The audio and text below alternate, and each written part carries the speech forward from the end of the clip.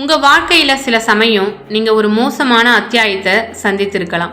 அது தோல்வி, காயம், துரோகம், ஸ்ட்ரெஸ், லாஸ் எதுவாக இருந்தாலும் அது உங்க வாழ்க்கையின் கதையை முடிப்பதாக அர்த்தம் கிடையாது. ஒரு பேட் சாப்டர் வந்தாலே புத்தகம் க்ளோஸ் ஆகாது. அதே மாதிரி தான் ஒரு மோசமான நாள், ஒரு தவறான டிசிஷன், ஒரு பெயின்ஃபுல் மூமெண்ட் உங்க வாழ்க்கையின் எதிர்காலத்தை முடிவு செய்ய முடியாது. இது வரைக்கும் உங்க வாழ்க்கையில நடந்ததை மாற்ற முடியாது, அது உண்மைதான். ஆனால் அடுத்தது எப்படி இருக்க வேண்டும் என்பதை உங்களால முடிவு செய்ய முடியும். இது உங்கள் கதை. இதுல என்ன எழுதணும், எப்படி போகணும், எப்படி திரும்பணும்னு நீங்க தான் முடிவு செய்ய முடியும். அதை வேற யாராலும் செய்ய முடியாது. நேற்று உங்களை யாராவது காயப்படுத்திருக்கலாம். சில விஷயங்கள் உங்களோட மன அமைதியை உடைத்திருக்கலாம். நீங்கள் தோல்வியை சந்தித்திருக்கலாம்.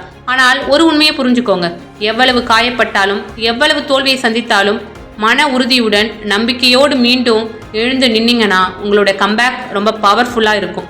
ஸோ எந்த ஒரு தவறான அத்தியாயமும் உங்களோட வாழ்க்கையை முடிவுக்கு கொண்டு வர முடியாது. இன்னைக்கு நீங்க எடுத்து வைக்கக்கூடிய ஒரு சிறிய பாசிட்டிவ் ஸ்டெப்ஸ் கூட உங்க வாழ்க்கை முழுவதும் மாற்றக்கூடியதாக இருக்கும். அதனால என்ன இப்படி நம்ம வாழ்க்கையில நடந்துச்சேன்னு கவலைப்படாம அடுத்தது நம்ம வாழ்க்கையில இதுதான் நடக்க வேண்டும் என்பதில் மட்டும் கவனம் செலுத்துங்க.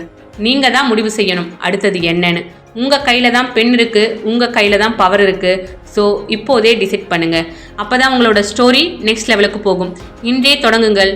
நீங்க எழுத போற அடுத்த வரி உங்க வாழ்க்கையை முழுவதுமாக மாற்றி அமைக்கும். இந்த வீடியோ உங்களுக்கு பிடிச்சிருந்ததுன்னா ஒரு லைக் போட்டு நம்ம சேனலை சப்ஸ்கிரைப் பண்ணுங்க. நன்றி, வணக்கம்.